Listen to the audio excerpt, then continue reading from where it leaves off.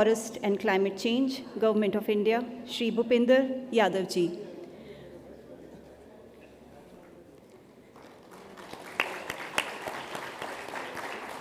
I also welcome Mr. Sanjeev Puri, immediate past President, CII, Chairman, Advisory Council, CII-ITC Center of Excellence for Sustainable Development, and Chairman and Managing Director, ITC Limited, and Mr. Chandrajit Banerjee, Director General, CII. Ladies and gentlemen, we have come together today to celebrate a milestone year for CII-ITC Center of Excellence for Sustainable Development. The center is in its 20th year, and this is the 20th edition of the Global Sustainability Summit. Over the past 2 decades, the center has played a leading role in embedding sustainability into the core of Indian business practices. The center began as a platform to promote sustainable transformation and has evolved into a comprehensive ecosystem creator for sustainability integration. We are grateful to our members, partners, and all stakeholders who have helped us through this 2-decade journey. We will now play a video on the 20 years of the center.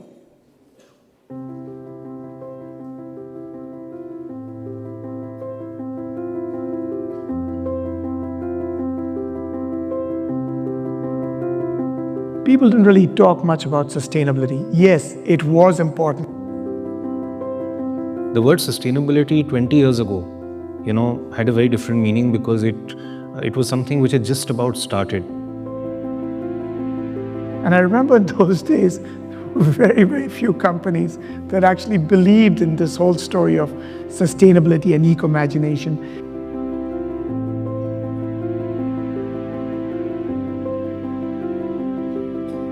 I'd like to take you back to a time in the Center of Excellence for Sustainable Development of the CII.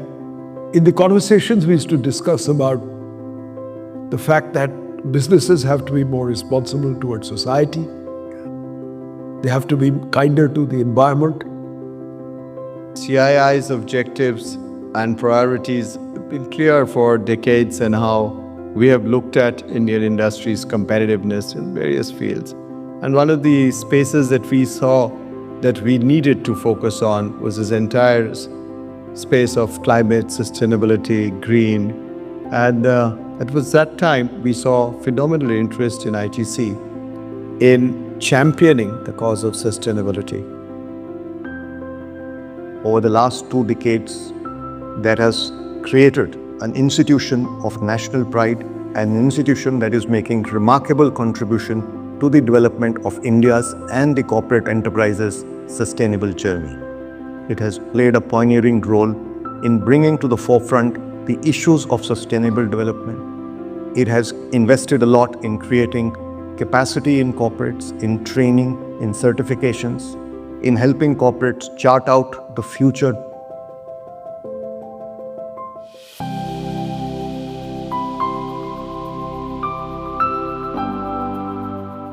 I think one of the key things the center has achieved in sustainable development, sustainable transition for the country is not just spreading the word, but also building capability, building institutional framework for change. At the same time, the center provides a key backbone as India's transition. I started my journey on the sustainability front after seeing a lot and studying with CII on how this whole revolution of sustainability can make a difference in people's lives. The work which is being done by the CII-ITC Center of Excellence has really been very collaborative, has really helped companies partner, help them in their ESG goals, and also provided toolboxes, which is so critical for all of us to be able to measure the progress we are making. India has shown tremendous leadership in sustainability. Not only are we the only large economy to be on track against our commitment of the NDCs, but we have shown to the world some pioneering and very, very impactful initiatives. The role that the center plays in driving discipline on reporting for sustainability to global standards, making businesses more accessible from India to capital markets globally. But also very important is the R&D and the data-driven research. So CII has always been at the forefront of bringing the best practices within industry and helping the government formulate the right policies that can also drive the right practices across industry. A number of things started emerging when industry also started realizing that then nature and environment is the base on which the future sustainability of the industry is going to be. There has been a noticeable shift during this time in the attitudes of boardrooms of companies in India and across the world, as business leaders look to place more sustainable, responsible materials on the market. And we're sure that this will continue to change through the years. So you see, the last 10 years, if you see, India is on the global high table when we are discussing climate sustainability leadership. We have seen Indian government's leadership in creating global coalitions, global alliances, and raising the bar. CESD has been an important bridge in connecting global sustainability trends and solutions. Through its knowledge-sharing platforms, thought leadership sessions, and capacity-building trainings. This center has become like a platform where people can learn, people can contribute.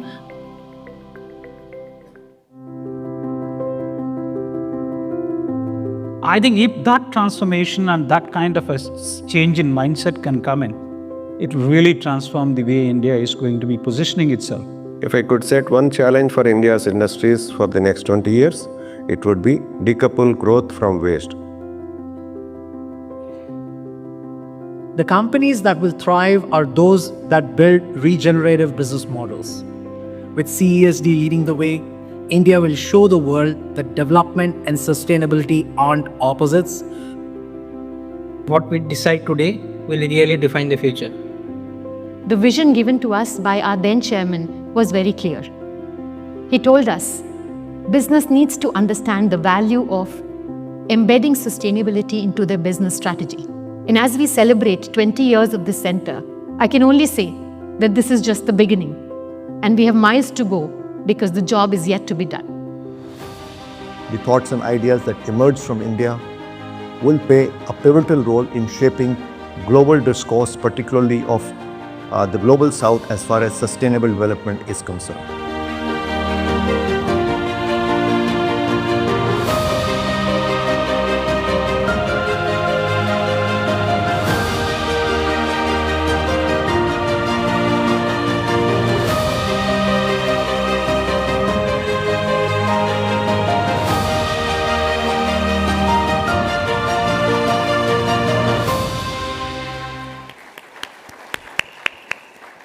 Ladies and gentlemen, to celebrate 20 years of our center's sustainability journey, I now invite Honorable Minister Shri Bhupender Yadav ji to please launch the mascot.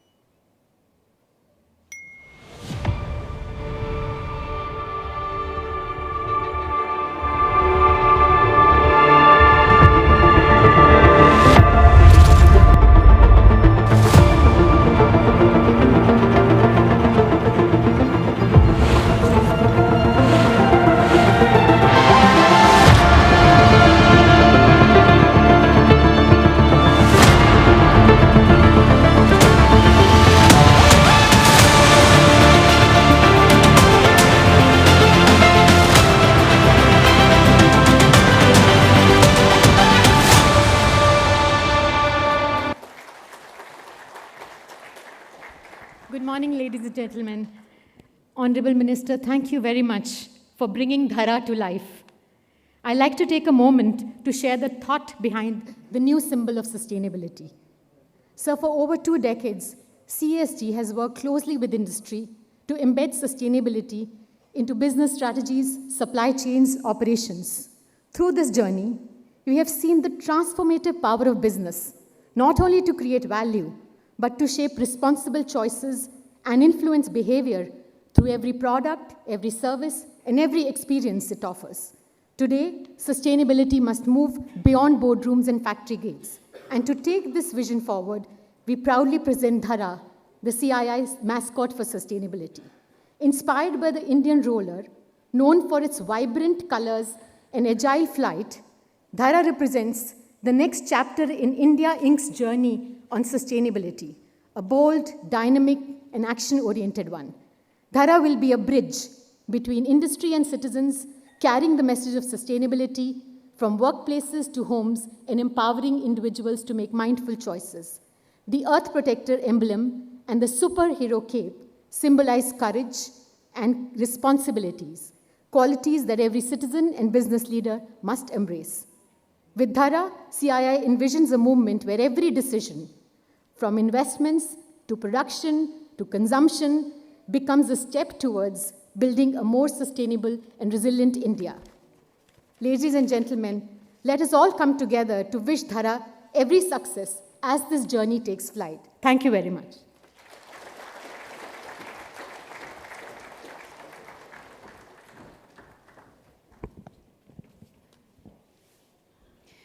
I now like to invite all our distinguished dignitaries to kindly join us on the dais. We again welcome Honorable Minister Shri Bhupender Yadav ji, Mr. Sanjeev Puri, and Mr. Chandrajit Banerjee on the dais.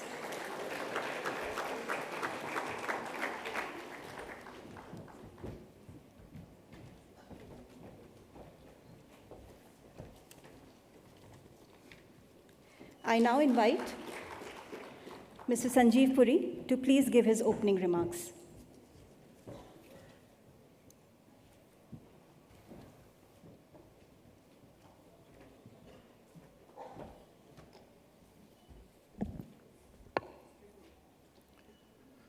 Shri Bhupender Yadav ji, Minister for Environment, Forest and Climate Change, my colleague from CII, Chandrajit, distinguished guests, ladies and gentlemen, it gives me immense pleasure to welcome you to this 20th Sustainability Summit, the annual flagship summit of CII-ITC Center of Excellence for Sustainable Development.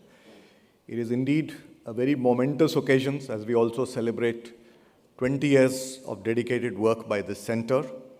And on this special occasion, it's an honor, an absolute honor and privilege to have with us the Honorable Minister, Shri Bhupender Yadav ji. So thank you very much for being with us. You've always been an inspiration and guide to all of us. Thank you very much for your leadership, sir. Honorable Minister, under your leadership, the nation has emerged as an inspiring lighthouse in the global fight against climate change. Today, it is a matter of pride that India has become the voice of Global South in climate action, having surpassed its renewable energy targets ahead of time, ranking 4th in wind power and 3rd in solar capacity globally. India has demonstrated that growth and green development can go hand in hand. And I always recall, and I'm sure much like me, everybody always recalls your very insightful message in an earlier event, mindful consumption over mindless utilization. This is a very deep thought and very clearly articulating that sustainable growth can only come with sustainable lifestyles. On this momentous occasion, I'd also like to take this opportunity to thank CB for his tremendous support in building this center and Seema and her team for the dedicated work over 2 decades that's made immense contribution to the growth of the practice of sustainability in corporate India and also in providing thought leadership. I think there's a tremendous work that has happened over the last 2 decades. It started as a thought that Seema articulated earlier, but I think we're seeing it, expand its activity in many dimensions. And of course, sustainability is a journey. We still have miles to go, and I'm sure the center will make even more contributions under the leadership of Seema and the team here in the years ahead. Now, we all know that we are navigating a very difficult period, which I call turn. Turbulence, uncertainty, rapid changes necessitating novel strategies to reimagine growth. We have the climate crisis, we have threats to food and nutrition security, we have challenges of social inequity, of course, and also complicated by the geoeconomics, geopolitical, and advent of trends like AI, where concerns on livelihood are arising. Climate emergency, perhaps out of all of this, perhaps tops the list because its impact is very profound, and its impact will only gather pace over a period of time as we progress. The UN Emissions Gap Report has warned that the world may grapple with a 3.1 rise by the turn of the century if we continue business as usual. And we know already we have recorded the warmest year in 175 years. India on 322 days last year had some extreme weather event or the other. The havoc that we have seen in some parts of India in recent days is a grim reminder of what climate change is doing. Water stress is becoming a serious issue, with the prediction that 30 Indian cities will face severe risks by 2050. And given that a lot of the economic value or economic progress is nature dependent, more so in a country like India, I think there are serious risks arising from nature and climate change. Now, while the world has recognized this threat, there are several commitments on net zero by countries, by enterprises, but we all know the progress is woefully inadequate. And we need to certainly accelerate progress. At the same time, we need to recognize that as we traverse this journey, before things start getting better, extreme weather events will multiply and pose challenges. So the issue of adaptation also needs to be addressed with accelerated pace, an area that has only started to receive attention in recent years.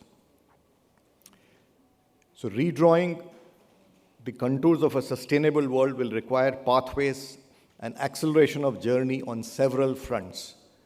Both decarbonization, adaptation, and decarbonization on one hand will call for accelerated implementation of pathways available. At the same time, we have to come together to create innovative pathways in areas like hard-to-abate sectors, clean energy, things like green hydrogen, and so on and so forth. And there are several pathways that have to be discovered. And the Government of India's National Hydrogen Mission with bold targets for 2030 is a shining example of how India is forging ahead in this journey. And as we move ahead, as I said earlier, it will be also critical to address the challenges arising out of the vulnerability to agriculture, the issues of natural resources, waters. These become, without these, economic activity can actually become a standstill.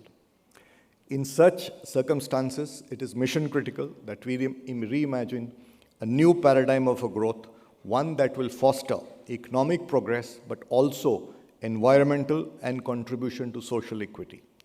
And therefore, the theme of this summit, Reimagining Sustainability, is not just relevant, but an urgent call for action. Now, in this context, let me share a few thoughts on the role that corporates can play and areas that corporates and policymaking must consider. Let me start by reminding ourselves about the role of corporates. Corporates are, after all, economic organs of society. They exist to serve society. They have both an economic and social purpose. They are trustees of societal resources, environment, financial resources, and social capital. And our role is to preserve and nourish them. And we have profound impact on all these resources. And we have the opportunity to make a positive impact. But if we do not do it the right way, we can make a tremendous negative impact, which will be in nobody's interest. And that is what we call responsible competitiveness. That's a term we've been following in ITC for several decades. We have to handle these resources with responsibility and nourish them and preserve them. Now, in this context, here are the few points that I think we could think about and deliberate. First of all, I'm coming back to the same point that Seema made earlier, what was said by my predecessor and who was the chair of the CII Advisory Council of CII-ITC Center of Excellence's Advisory Council at that time. The original thought is sustainability has to be embedded in corporate strategy. It is part and parcel of every strategy, action, and thought enterprises make. It cannot be just a bolt-on. So that's the starting point. Second, I think no more can sustainability merely be about carbon footprinting. That is woefully inadequate. We have to traverse to a regenerative economy. We have to reimagine the way supply chains are formulated, the way products are manufactured, the way we use the products, the way we distribute them. We have to reimagine business models completely. It's only then that we will get the dramatic change that is required to solve the problems that we face. Third is, I think it's important that to realize that sustainability is everybody's business. It has to be an inclusive process, and sustainable lifestyle is a prerequisite for sustainable growth. And in that context, I believe Honorable Prime Minister's LIFE initiative is a shining example that can make profound impact over time. The fourth and very important point is that climate change is a challenge for all of us together, and the power of collaboration and working together needs to come together to develop new pathways for adaptation, natural resource augmentation, R&D, and innovation to find new pathways. And we must harness all the technological tools that are available today, AI in particular, while there are some concerns about it, but does offer some tools to really solve some of the problems that have not been solved before. And I'm happy to say that the CII-ITC Center of Excellence of Sustainable Development has, over the last 2 decades, played a, I think, remarkable role in bringing awareness, in providing thought leadership, in building capacity. It has trained 11,000 professionals, engaged with 2,000 organizations, has had special focus on the MSME sectors, on the value chains. And the contribution, I think it's the contribution of the center that over time this awareness and the progress that corporate India is making on sustainability, I think the center has had some significant role to play. And I once again like to thank everybody at the center and all the companies that have participated, all the individuals that have participated, and this team at the center for their support and dedication to this journey. And this 20th year of the center, this 20th summit offers an opportunity, of course, to forge new partnerships, but more importantly, to reaffirm our commitment to a sustainable future. Together, we do have the power to make a difference and enable actions that reinforce India's commitment to a cleaner, greener, and inclusive future. And in the end, I would once again like to thank the Honorable Minister for his kind presence. We look forward to his views, which have always been very insightful and inspiring. Thank you very much.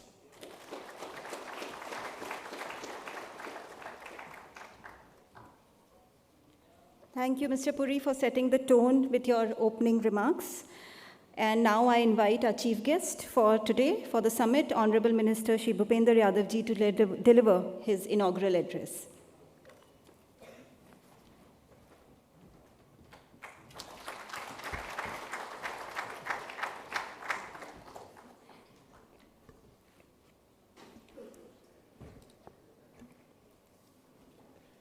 Mr. Chandrajit Banerjee, Director General, Confederation of Indian Industry, Mr. Sanjeev Puri, Chairman Advisory Council, CII-ITC Center for Excellence for Sustainable Development, distinguished delegates and friends from across the globe, Namaskar.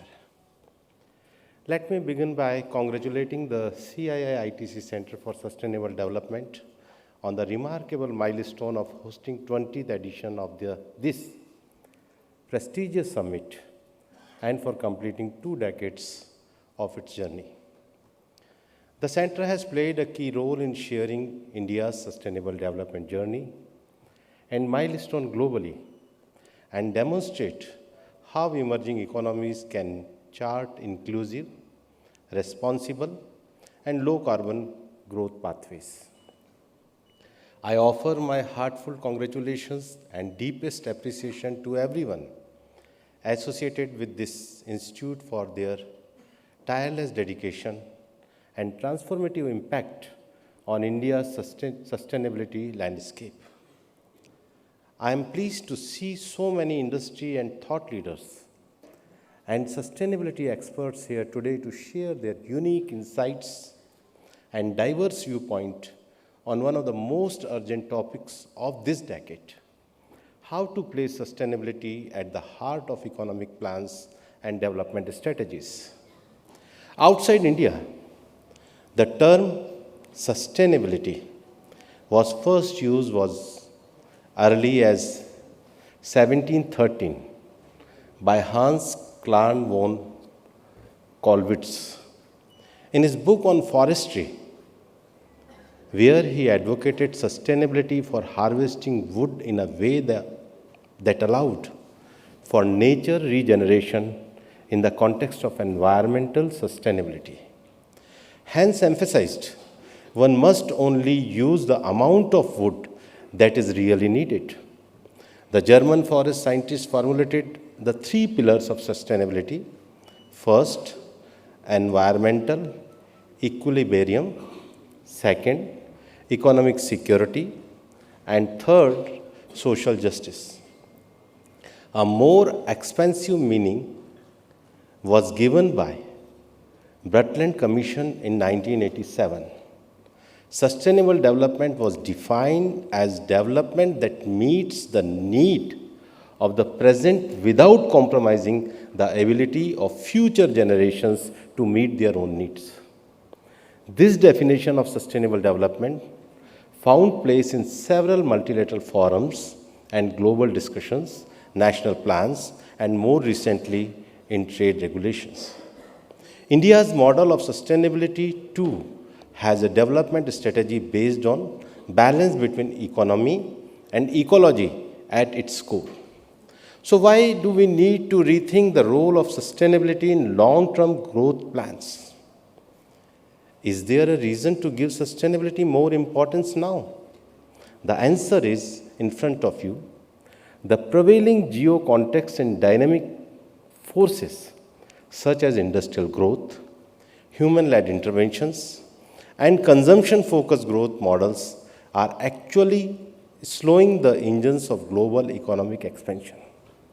The International Monetary Fund projects a cautious global growth trajectory expected to be around 3% in 2025 and slightly higher at 3.1% in 2026, indicating subdued momentum compared to historical average prior to the pandemic.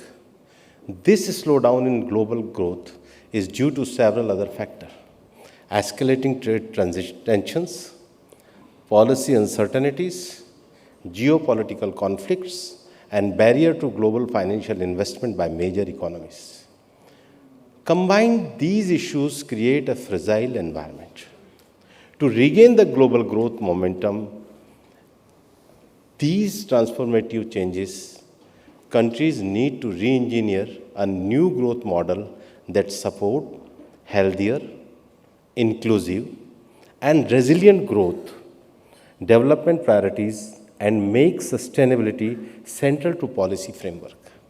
Countries need to make sustainability foundational to growth by embracing economy-wide solutions that encompasses circular economy models, nature-positive actions, green manufacturing, and advancing behavior change for responsible practices. In my view, sustainability should not be considered as a goal or an objective that has to be achieved. I believe it is a lifestyle choice, an evolving commitment to be resilient by withstanding and adapt to uncertainties of an ever-changing world, regenerative by actively restoring and renewing the natural system, and being responsible through adaptation practices that are grounded in accountability ethics and deep respect for people and the planet. We have given this choice the name of Mission Life, as given by our Prime Minister, which prioritizes mindful utilization over mindless consumption.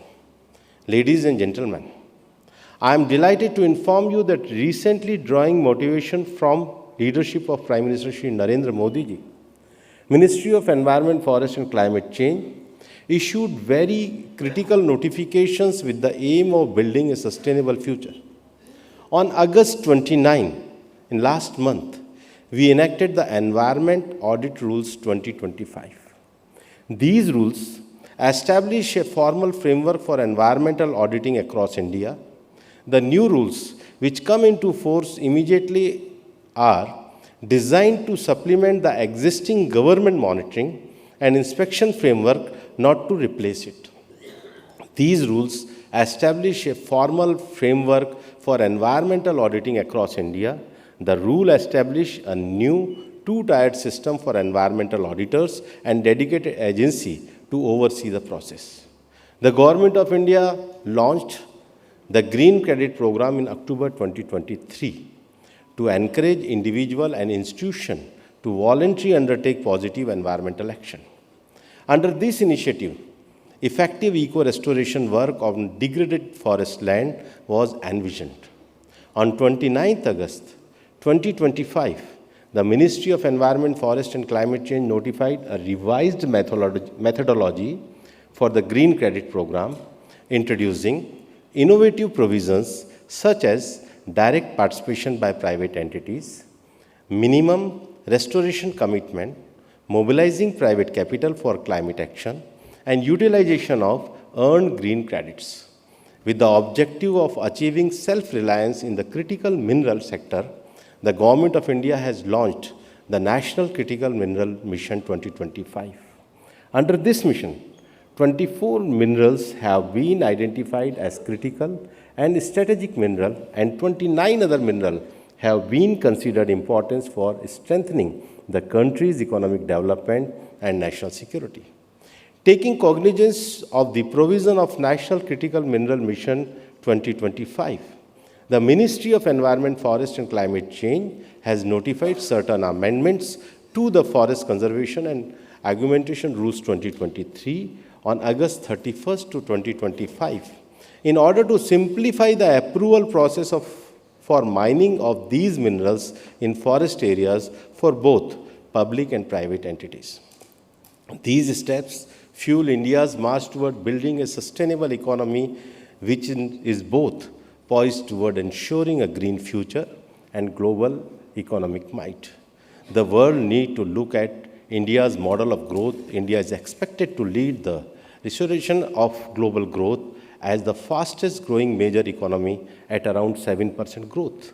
In my view, India is the only country that has successfully adapted sustainable growth across the policy landscape through targeted scheme implementation, infrastructure investment, local commitment, and tangible achievement on multilateral commitments. A clear testament of India's sustainable development commitment is the significant progress it has made towards fulfilling NDCs under the Paris Agreement. Recent achievements include achieving ambitious climate target ahead of schedule, accelerated development of renewable energy capacity, promotion of corporate accountability through environmental, social, and governance indicators, and advancement of innovative waste management practices leading to circular economy. India is one of the leading countries to establish a robust framework of expanded producer responsibility, EPR, ensuring disposal of end-of-life product in an environmentally sustainable manner. So how did India reach these outstanding milestones while will become the fastest growing major economy despite global uncertainties? How is India not just sustaining but thriving? To answer this question, I would like to bring your attention back to the theme of this conference: resilient, regenerative, and responsible. India's enduring economic progress is founded on these 3 pillars. It is a fact acknowledged by most countries that India has established itself as a leader in sustainability through the formulation of comprehensive policy framework that embed sustainability across all sectors and level of governance. One of the most significant interventions under the resilience pillar is the upcoming launch of India's adaptation plan. Driven by science-led evidences and guided by grassroots realities, NAP will act as a blueprint for embedding adaptation into national development policies across sectors, ensuring a systematic and long-term approach. It will contribute to build resilience and reduce vulnerabilities to climate-related risks across regions. When we talk about India's fits under the second pillar, building regenerative capacities, I am happy to share with you that India's advancement in this area remains unparalleled. Through various schemes and programs, India has expanded forest coverage from 6,98,712 square kilometers in 2013 to 7,15,343 square kilometers in 2023. Carbon sink has reached 30.43 billion tons of carbon dioxide equivalent, adding 2.29 billion tons since 2005. A notable initiative in this regard is the recently program launched by our Honorable Prime Minister, Ek Ped Maa Ke Naam, leading to plantation of about 1.5 billion trees in 1 year. India recognizes that long-term ecological balance depends on collective efforts. The emphasis on shared responsibility of all stakeholders in protecting nature is visible across program and scheme. A flagship initiative exemplifying this is Mission Life, launched in 2022 as a global movement. The initiative fosters sustainable lifestyle through mindful consumption, encouraging behavior change toward environment protection and conservation by shifting from a linear use and dispose economy to a circular economy. Recent regulation and policy update related to waste management rules and extended producer responsibility rules further ensure that industry take responsibility for their product through a lifestyle approach. By instituting transparent and accountable mechanisms and by promoting responsible practices, India is making sustainability as ingrained ethic among, reinforcing its commitment for a resilient, low-carbon, and sustainable future. Bring me back to the topic and discussion today regarding the counters of a sustainable world. To regain the momentum amidst this transformative change and to address emerging issues, countries need to restore confidence in their policies, bring in stability in bilateral relations, and most importantly, rely on sustainable policy frameworks to support healthier and more resilient growth. Countries around the world must challenge the conventional growth models, realign development priorities, and make sustainability central to policy frameworks. India's policy roadmap and growth model exemplifies how nations can harmonize economic growth with sustainability to cultivate resilient, low-carbon development pathways.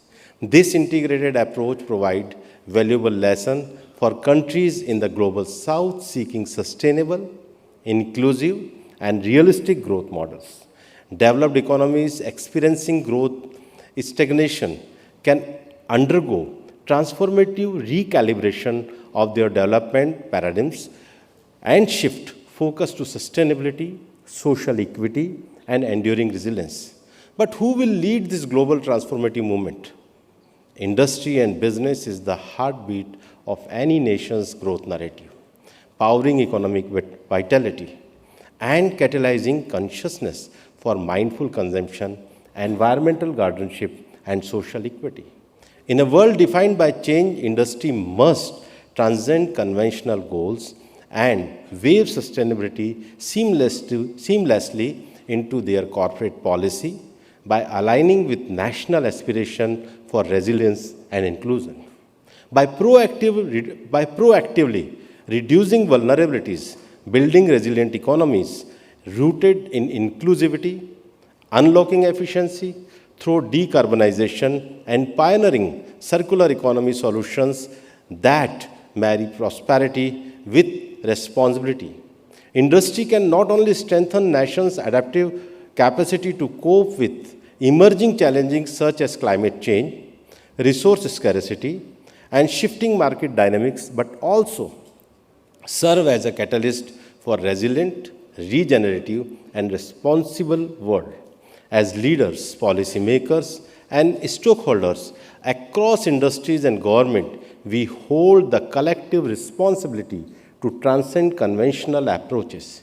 We must envision and implement sustainability framework that are holistic and forward-looking. Let us build frameworks that embedded resilience in every decision, foster regeneration in every ecosystem, and uphold responsibility at every level of action. During the next 2 days here, let us pioneer transformative pathways that ensure a thriving, inclusive future. By embracing resilience, regeneration, and responsibility, let us chart a course toward a more sustainable world. Thank you very much. Jai Hind, Jai Bharat.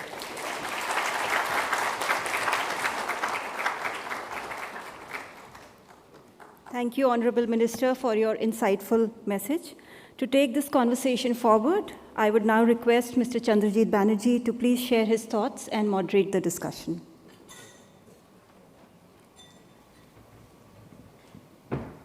Thank you, Honorable Minister, for that very substantial and a very thought-provoking address with also many areas that you touched upon as to how we have been working in India and how we are connecting to the world and, of course, with our corporates. So today at this summit, we have, as you can see, about 500 odd very distinguished ladies and gentlemen in this summit. And out of that, sir, in this room is represented by 10 different countries, if I may say. Many of our old friends are here, many who have been associated with this institution, see the sustainable development, the journey that we have had over the last 2 decades. It's a definite day for big celebration, and it couldn't have been any better without your participation. I mean, your participation gives us that strength. We have different sectors of the corporate world, both Mr. Puri and yourself spoke about the responsibilities of the corporate world. And here we have the energy sector, the IT sector, the FMCG sector, even agriculture, pharma, paint, steel, I can go on, auto. So another component, sir, that we have been bringing in within the Center of Excellence is the startups, sir. India has a strong story on startups, and I'm glad to see about 50 odd of them present in this room, sir. But you touched upon certain very, very critical issues and important points. We are also today celebrating, this year, 25 years of establishment of another green business center. And through that center, we have also achieved 12 billion square feet of green space in the country, which is second only to the United States. And that was the first building outside of the United States to get platinum-rated LEEDs. So corporate sector, the membership, the corporates are indeed very much committed to this entire space. So you also spoke about green, and you spoke about water. You spoke about water, and we've therefore, in our interactions with you in the last few years, we've been able to establish an institute on water, which is also a global institute of water. And we are looking at how we can work with deprived districts. And also today, when Mr. Puri was talking about adaptation and the type of weird weather patterns that we see, we are also looking at how we can navigate through these institutions that we have built up, including another one, the last one on agriculture, which covers this entire space, we think. We've got a lot more to do, but sir, leaders like you would only guide us and help us in setting different milestones and seeing how we move forward. Sir, I mentioned all of this because I wanted to move to a question to which you have kindly agreed to take a few questions, and I thought that in this, it was also alluded to by you about these, the uncertainties in this global world today, sir. And today, India champions very, very ably and so strongly the global south. And just wanted to understand a little bit more from you about how you yourself as a leader and your ministry in particular, how are you really looking at our nation's growth aspirations, which are so strong, sir, and with the climate commitments which India has so prudently always kept on to, and how could other developing countries, what could they learn from this journey of India, that it has really worked, emerging economies, our policy roadmaps, which is also, while we have this strong focus on inclusive growth, yet we are very, very conscious, and we are traversing a very important road, so to say, for sustainable development. So what learnings do you see that from India that the global south could take, other countries could take, other emerging economies could take, and what's more coming up, sir, from yourself, your ministry, your government? Thank you very much. I want to say that climate change is a global threat, and it's beyond the boundaries. And today we see the changes in weather, natural disaster, and all these things because of the climate change. And there are so many multilateral forums, and especially 3 climate multilateral treaties are important. First, about the rising of temperature, UNFCCC. Second, about the biodiversity. Third, about the threatening of the desertification of land, UNCCD. Another question is, those who are not responsible for this threat, they are more vulnerable, especially the developing countries. And today, if we want to make a better world, so developing country needs 2 things. First, climate finance, and second, technology. We know that this commitment is not fulfilled for a long time. So how we will work together?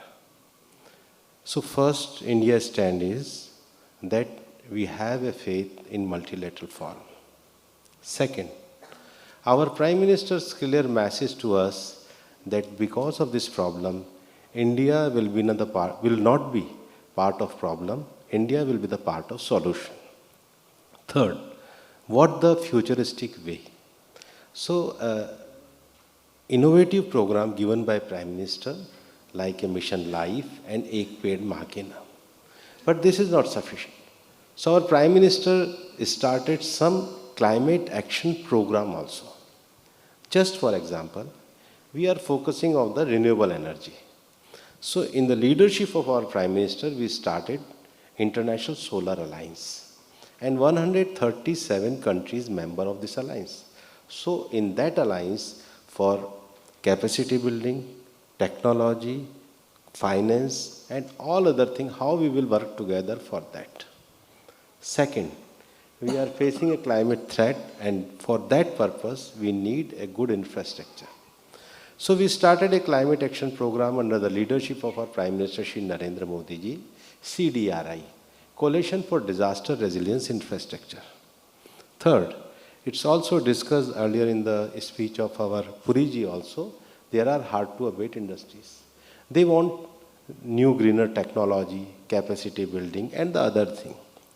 So India, again our Prime Minister started an initiative, Leadership for Industrial Transformation with Sweden. And its Climate Action Program 2.0 also launched in UAE COP. The fourth, for the purpose of biodiversity threats, especially for the developing countries, the India started a new climate action program that's called International Big Cat Alliance. At the time of G20, India also started International Global Fuel Alliance. So these are the climate action program where India is also actively participated to solution of this problem. We also know that we are the largest country with the largest population. So we have already achieved our NDCs. We have submitted our greenhouse gas estimation on the basis of 2019 data. We also giving our enhanced NDCs also, and India is committed to solve this problem. We feel that ecology and economy balance is required. The industry will lead for green technology, more innovation, and we want to do more ease of doing facility to the businesses group, so they will contribute more and more to research for technology, to adaptation of this technology, and to popularize this technological action for saving the earth for more green and clean. Thank you, sir. Thank you for that very, very comprehensive response. Thank you for that multidimensional, if I can say, programs that you have enlisted where India has taken global leadership. So very soon, as you know, sir, we'll have the COP30 in Brazil. And I just wanted to bring in Nadir Godrej. If you could, Nadir, put up your question to our Honorable Minister. Is it a question, Nadir, or a poem? Question is a poem form. Just a question. Thank you, Chandraji. COP in Brazil is going to take place very soon. And so what are your expectations from that? And what can industry do to make this COP a success? Yesterday, fortunately, I met to the COP president of the Brazil president also. He was in Delhi. And there was a long discussion with him about the several topics. So many issues are still pending, like in Glasgow COP, the Article 6 of the for carbon market was adopted, but not more action is taken about the trading of this carbon market mechanism. So we emphasize to do that. Second, for the adaptation practice, there was a declaration of BOCO to this COP, so more practices are required. There is also in the last COP the new quantifiable goal, because we have already taken a stake of GST in UAE COP, so much finance and other things are required for that. So we discussed all these issues with the COP president, and we are very concerned about the right of Global South. We want to make a voice of Global South, but apart from that, we also discussed that this is a multilateral forum, so every country must contribute their positive role in the COP, and definitely when issues will come, we will give more contribution. Recently, they will organize some pre-COP event also, so they are coming with more their agenda, and we will participate in the COP with a positive manner. Thank you very much again for that response. So we'll have him after your session to also participate over here, and we will take this discussion of yours forward, sir, in terms of implementation. So the corporate sector in India plays a very, very critical role, sir. And as you've seen, the center is led by the corporate sector, led by Sanjeev. And Sanjeev, would you have a question for our Honorable Minister? Thank you, CB. Honorable Minister, first of all, thank you very much for that very comprehensive address. And you spoke about regenerative economy, circularity. So if I could request you for some guidance and your expectation from industry on how we can make some sharper progress in this area.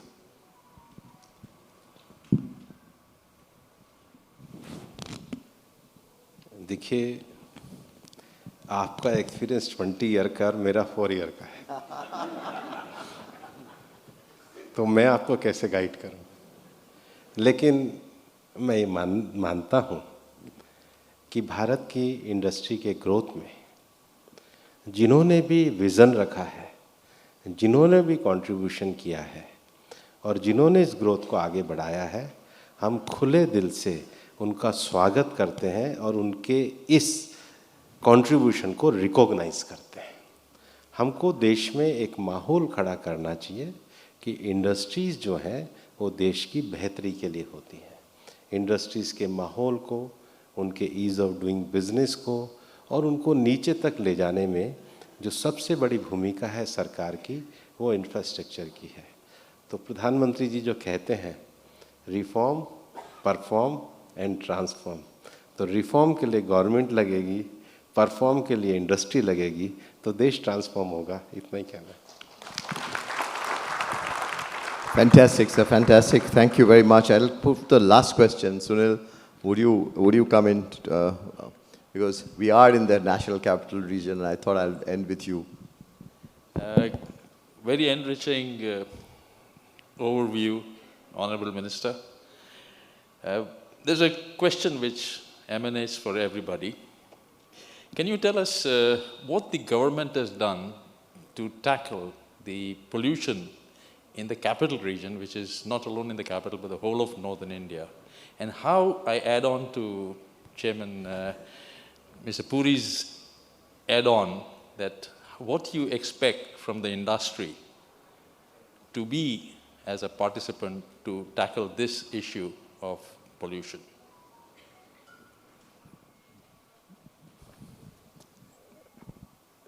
Delhi के pollution में पिछले कुछ सालों से हमने performance बेहतर किया है, लेकिन संतोषजनक नहीं है।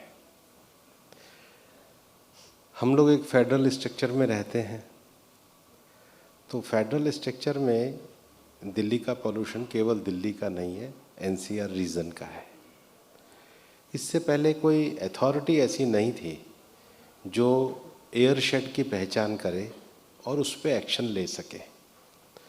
सरकार ने एक बहुत बड़ा लेजिस्लेटिव रिफॉर्म किया और उसके लिए एयर शेड पहचान के लिए उसको लेजिस्लेशन के माध्यम से मान्यता दी और हमने CII-ITC अथॉरिटी बनाई।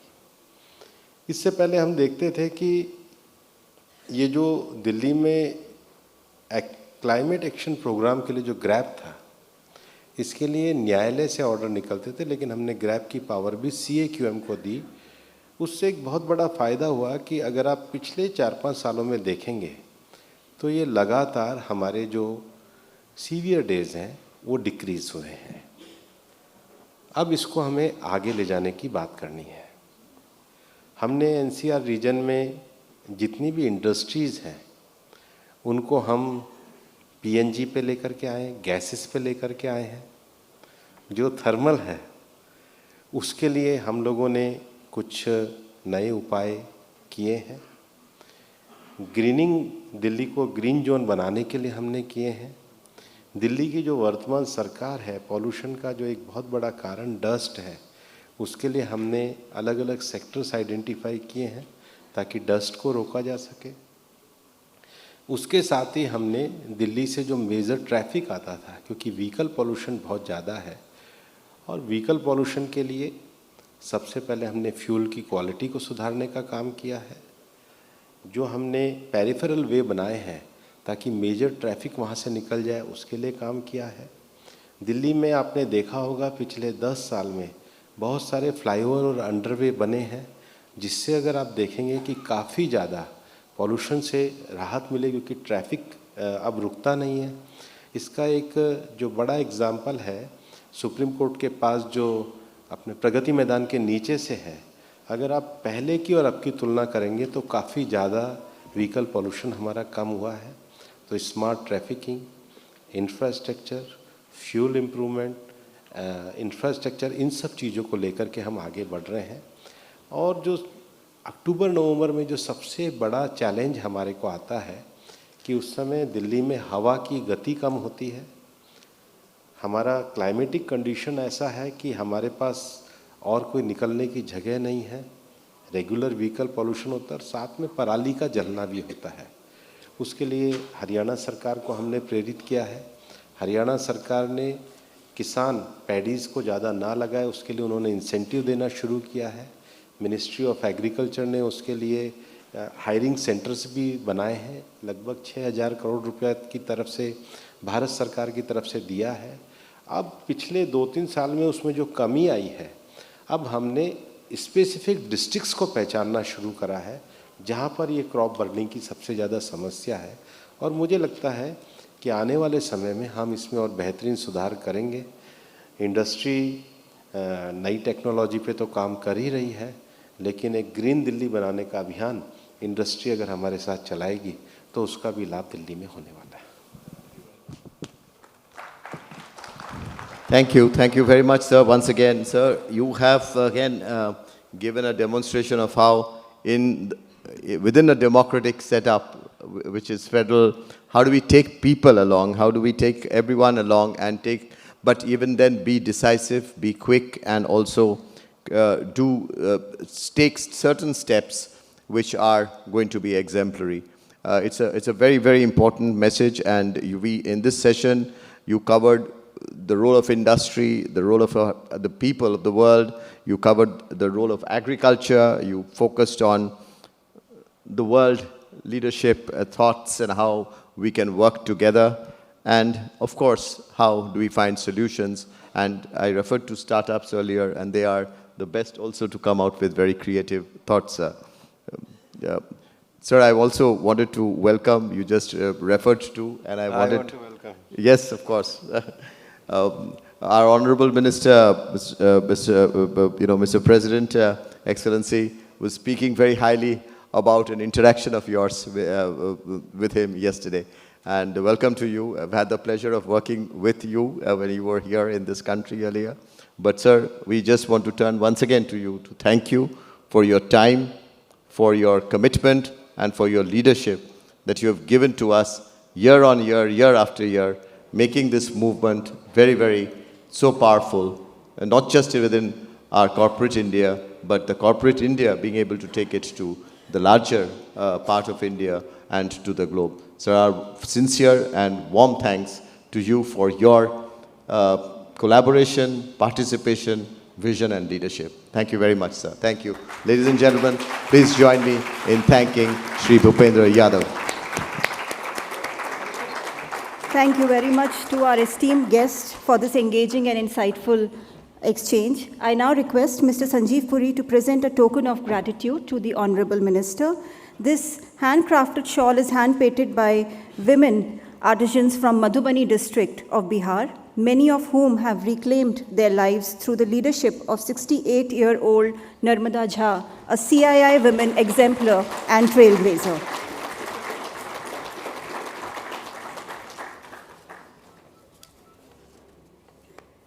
Thank you very much to our esteemed dignitaries for their time and insights for this inaugural session today.